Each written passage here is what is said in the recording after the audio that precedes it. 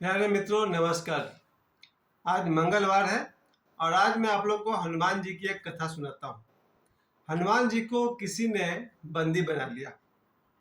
अब जरा सोचिए वो कौन सा महापुरुष रहे होंगे जिन्होंने हनुमान जी को बंदी बना लिया। बहुत ही प्यारी कथा है मित्रों। हनुमान जी को बंदी बनाने वाले गुरु गोरखनाथ जी थे। गुरु गोरखनाथ जी ने हनुमान जी को बंदी बना लिया और अपना जो काम था उन्होंने पूरा किया। प्यारे मित्रों, आज मंगलवार है और मैं हर मंगलवार को आपका परिचय किसी न किसी वीर पुरुष कहिए, ईश्वर कहिए, गुरुदेव कहिए, भगवान कहिए, से मैं आपका परिचय कराता हूँ। और आज मैं आपका परिचय करना चाहता हूँ गुरु गोरखनाथ जी से। गोरखनाथ जी हमारे भारत के इतने महानतम तंत्र मंत्र यंत्र के महानतम गुरु है गोरखनाथ जी।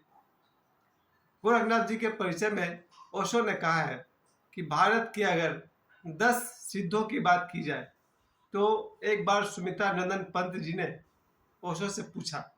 सुमित्रा नंदन पंत जी महाकवि थे भारत के, हरिवंश साहब बच्चन जी के पैरेलल थे, समानांतर थे। महाकवि सुमित्रा नंदन पंत जी ने ओशो से पूछा कि धर्म के जगत में 10 बड़े बड़े सितारे कौन कौन हैं। तब ओशो ने उन्हें 10 नाम बताया था, बुद्ध, महावीर, कबीर, और इस तरह से उन्होंने गोरखनाथ जी का भी नाम लिया था। फिर सुमित्रा नंदन पंत जी ने कहा कि चलिए 10 में से 5 लोगों को हटाइए, 5 का नाम बताइए। तब भगवान ने बुद्ध कहा, कबीर कहा, और इस तरह से उन्होंने फिर 5 नाम बताए, पर उसमें से भी गोरखनाथ जी का नाम कहा। तो सुमित्रा नंदन पंत जी ने कहा अब आखिरी बार 3 नाम बताइए जो धर्म के जगत में भारत में सबसे बड़ा योगदान रहा है, वैसे 3 व्यक्तियों का नाम बताइए। तब ओशो ने कहा बुद्ध, गोरखनाथ और किन्हीं एक का नाम लिया, शायद कबीर। सुमित्रा नंदन पंत जी ने कहा कि अब उससे कम, ओशो ने कहा नहीं होगा। अर्थात धर्म की जगत में, अध्यात्म की जगत में मनुष्य जाति को बहुत ही बड़ा देन है गोरखनाथ जी का। आज मैं आपको बताना चाहता हूं कि गोरखनाथ जी का जो नाथ संप्रदाय है, ऐसा दुनिया में कोई भी तंत्र मंत्र यंत्र नहीं है जो गोरखनाथ जी को नहीं आता हो। गोरखनाथ जी ने ऐसे मंत्र के भी आविष्कार किए जो सुनने में भोजपुरी या हिंदी जैसे लगते हैं, लेकिन उसका प्रभाव बहुत ज़्यादा है। उनके ऐसे ऐसे मंत्र हैं जिसको सुनिएगा तो आपको लगेगा कि ये कहानी सुना रहे कि मंत्र सुना रहे। बहुत ही साधारण भाषा में गोरखनाथ जी के मंत्र हैं। हिंदी में भी कुछ ऐसे मंत्र आते हैं, पानी भरे रानी गई, भोजपुरी टाइप का कुछ भी ऐसे होते हैं और बहुत ही प्रभावशाली मंत्र होते हैं। तो गोरखनाथ जी ने हनुमान जी को क्यों बांध दिया? ऐसा क्या परिस्थिति आई जब हनुमान जी को गोरखनाथ जी के साथ युद्ध करना पड़ा, जिसमें हनुमान जी पराजित हुए और बीच बचाव के लिए भगवान राम को आना पड़ा? आज उस कथा को आप सुनेंगे तो आपको बहुत कुछ समझ में आएगा कि इस भारत के महानतम गुरु गुरु गोरखनाथ जी से आज मैं आपका परिचय करना चाहता हूँ। प्यारे मित्रों, बहुत ही शायद 400-500 वर्ष पहले हो सकता है, क्योंकि कुछ लोग कहते हैं कबीरदास जी के ज़माने के थे गोरखनाथ जी। उस जमाने में एक बहुत बड़े सिद्ध हुए मच्छिंद्र नाथ जी। मच्छिंद्र नाथ जी बाद में गुरु गोरखनाथ जी के गुरु वही हुए। मच्छिंद्र नाथ जी जब अपने शिष्यों के साथ भिक्षा मांग रहे थे तो कहीं पर एक माता, एक महिला बहुत ही दुखी रूप में मच्छिंद्र नाथ जी को भिक्षा दे रही थी। मच्छिंद्र नाथ जी ने पूछा कि क्या कष्ट है देवी? तो उन महिला ने कहा कि मैं निसंतान हूँ। गोरखनाथ जी के गुरु मच्छिंद्र नाथ जी ने कहा कोई बात नहीं, चिंता मत करो, ये एक भस्म है, इसे तुम्हें खा लेना है, तुम्हारे गर्भ से पुत्र का जन्म होगा, हम अगले साल यहाँ आएंगे तो मुझे अपना पुत्र को दिखाना। वो स्त्री कई सालों से बांझ थी, उसे बहुत खुशी हुई कि अब वो पुत्रवती हो जाएंगी। जब रात को उसके पति आए तो उस स्त्री ने अपने पति को बताया कि आज ऐसे ऐसे बाबा जी आए थे, उन्होंने मुझे राख दिया है और कहा है कि इसको खा लेना, पुत्र की प्राप्ति होगी। तो उन महिला के पति ने कहा तुम भी इन साधु के पर विश्वास करती हो? कौन जाने वो साधु ढोंगी हो, अघोरी हो और पता नहीं क्या क्या। पति ने बहुत संदेह किया और पत्नी से कहा कि उस राख को अभी फेंक कर आइए। उन स्त्री ने अपने पति की आज्ञा मानते हुए उस राख को बगल में कहीं गोबर का ढेर था वहां पर फेंक आई। अगले दिन किसान वहां पर अपना गोबर फेंकते थे। इस तरह से वहां पर गोबर फेंकने का क्रम चलता रहा। 1 वर्ष बीत गया और संभवतः 1 वर्ष ही नहीं 12 वर्ष बीत गए। कथा को कथा ही समझिएगा, उसमें जो भाव है उसको आप लोग ध्यान दीजिएगा।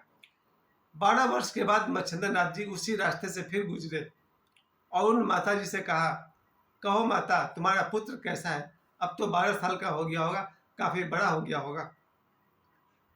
वो माता जी, वो स्त्री आंसू बहाने लगी, रोने लगी। मच्छिंद्र नाथ जी पूछे, क्या बात है, क्यों रो रही है?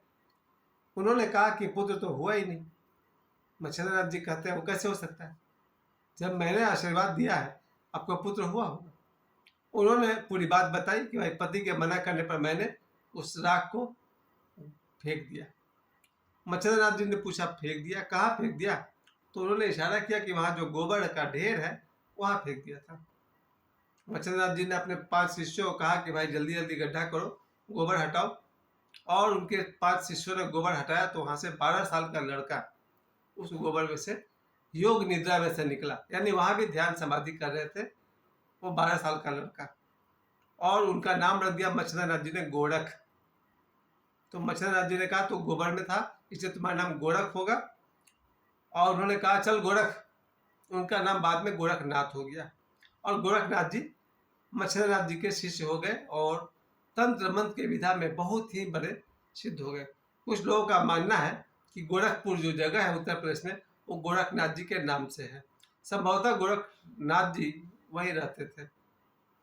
गोरखनाथ जी के गुरु मच्छिंद्र नाथ जी, जब गोरखनाथ जी 12 वर्ष के तपस्या ध्यान में बैठे हुए थे, तरह तरह की तंत्र मंत्र सिद्धियां हासिल कर रहे थे, 12 वर्ष की समाधि लग गई। वो ध्यान से जब वो बाहर निकले तो अपने गुरु को उन्होंने तलाशना शुरू किया। गुरु की तलाश में वो चलते गए। एक जगह पर कोई साधु बैठा हुआ था। उस साधु ने कहा कि बोलो क्या खाओगे? और उस साधु ने पेड़ पर बेमौसम एक फल मंगवा दिया और गोरखनाथ से कहा कि वो फल चाहिए, आ जाओ। और वो फल वहां से चलकर आया। गोरखनाथ जी ने उस फल को हाथ में लिया और कहा कि भाई अब आप चमत्कार दिखाते हैं तो एक चमत्कार मैं भी दिखा देता हूँ। उन्होंने उस फल से कहा जाओ वापस वही लग जाओ। और वो फल फिर वापस जाकर अपने डाल में लग गया। ये देख करके वो आदमी तो बहुत चमत्कृत हुआ, बोला भाई तुम तो बहुत बड़ा चमत्कारी हो, तुम किसके शिष्य हो? गोरखनाथ जी ने कहा कि मैं मच्छिंद्र नाथ जी का शिष्य हूँ। इस पर तो आदमी भड़क गया। वो बिल्कुल आंखें दिखा लगा, कहने का तुम मच्छिंद्र नाथ के शिष्य हो? अरे आजकल तुम्हारा गुरु तो भटक गया है। वो एक औरत रहती है त्रिया राज्य में, उसके साथ 12 साल से रहता है और उसका एक पुत्र भी है। गोरखनाथ जी को लगा रही क्या हो गया, लोग मुंह पर बुराई कर रहे हैं उनके गुरु जी की। गोरखनाथ जी के मुंह पर मच्छिंद्र नाथ जी की बुराई हो रही है कि तुम्हारा गुरु तो एक स्त्री के जाल में फंसा हुआ है, त्रिया राज्य में रहता है, उसका एक पुत्र भी हुआ है 12 साल का। गोरखनाथ जी कहते हैं कि मुझे मन में कहते हैं तो उस आदमी को धन्यवाद देते हैं, बोलते हैं चलिए पता हो चला कि मेरे गुरु जी कहाँ हैं। और गोरखनाथ जी निकल पड़ते हैं अपने गुरु के तलाश में और वो पहुंच जाते हैं त्रिया राज्य। गूगल के अनुसार मैं देख रहा था त्रिया राज्य चीन के नजदीक कोई जगह था उस जमाने के अनुसार। त्रिया राज्य में जाने पर उन्हें पता चला कि उस राज्य में सिर्फ स्त्रियां ही रह सकती है, पुरुष का प्रवेश निषेध है। गोरखनाथ जी सोचते हैं कि यार मैं तो इसमें जा ही नहीं सकता, क्योंकि वो जो एरिया है वो हनुमान जी के तंत्र मंत्र से बांधा हुआ है। वहां पर स्त्री के सिवा किसी का प्रवेश नहीं हो सकता है, पुरुष वहां जा ही नहीं सकता है। क्योंकि वहां की जो रानी थी मैनाकनी, उन्होंने हनुमान जी का तपस्या किया था और हनुमान जी से वर मांगा था कि उन्हें मच्छिंद्र नाथ चाहिए साथी के रूप में, और हनुमान जी ने भी उनको वर दे दिया। आपको याद होगा भगवान शिव कोई भी वर दे देते हैं या कोई भी ईश्वर, जब तपस्या किया जाए और जब भगवान प्रसन्न होते हैं तो कहते हैं वर मांगो, और फिर जो भी वर मांगा जाए वो वचनबद्ध होने के कारण पूरा कर देते हैं। तो हनुमान जी ने कहा होगा कि भाई मांगो क्या मांगते हो, और उन स्त्री ने कहा मुझे मच्छिंद्र नाथ चाहिए, जब तक मैं चाहूँ तब तक वो मेरे पास रहे, और उस राज्य में दूसरा कोई पुरुष हो ही नहीं। हनुमान जी ने वचन दिया ठीक है जाओ। और मच्छिंद्र नाथ जी हनुमान जी की आज्ञा से मैनाकनी के पास त्रिया राज्य में रहने लगे। 12 वर्ष से रह रहे हैं। उनका एक पुत्र भी हुआ है जो 12 वर्ष का है।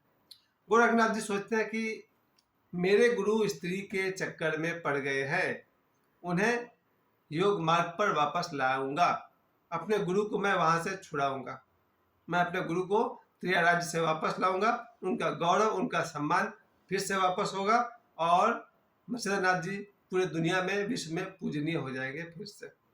सोचिए, एक शिष्य अपने गुरु को मुक्त कर रहा है। आज तक हम लोग हर कहानी में पढ़ते हैं कि गुरु अपने शिष्य को मुक्त करते हैं, लेकिन गोरखनाथ जी लगता है पहले शिष्य हैं जो अपने गुरु को मुक्त कराने त्रिया राज्य में जा रहे हैं। जब वो त्रिया राज्य में जाते हैं तो उनका सामना होता है हनुमान जी से, क्योंकि हनुमान जी उस जगह के क्षेत्रपाल हैं, देवता है, और गोरखनाथ जी से हनुमान जी का युद्ध होता है।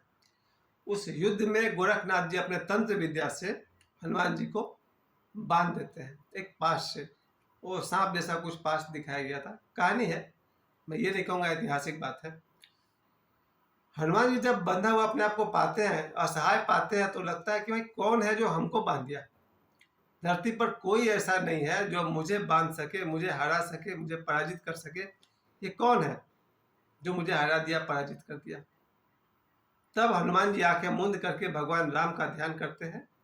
भगवान राम वहां प्रकट होते हैं। तो हनुमान जी पूछते हैं, प्रभु तीनों लोक में मुझे नहीं लगता कि कोई ऐसा आदमी होगा जो मुझे इस तरह पराजित कर सके, मुझे बांध सके। फिर ये कौन नौजवान है जो मुझे बांध दिया, पराजित कर दिया। भगवान राम कहते हैं कि हनुमान, ये कोई मामूली नौजवान नहीं है, ये स्वयं साक्षात भगवान शिव के अवतार है, गोरखनाथ जी, जो मत्स्येंद्रनाथ जी के शिष्य हैं। और इन्होंने फैसला कर लिया है कि मैं अपने गुरु मत्स्येंद्रनाथ जी को त्रिया राज्य से ले जाऊंगा। और एक शिष्य अपने गुरु को अगर ले जाना चाहता है तो उसे कोई भी नहीं रोक सकता। हनुमान ये स्वयं शिव के अवतार है, इनका जो कामना है बहुत शुद्ध है। ये अपने गुरु को इस भोग विलास से निकालना चाहते हैं। गोरखनाथ कहाँ गलत है? हनुमान जी कहते लेकिन मैंने वचन दिया है कि मैनाकनी के पास रहेंगे मत्स्येंद्रनाथ जी।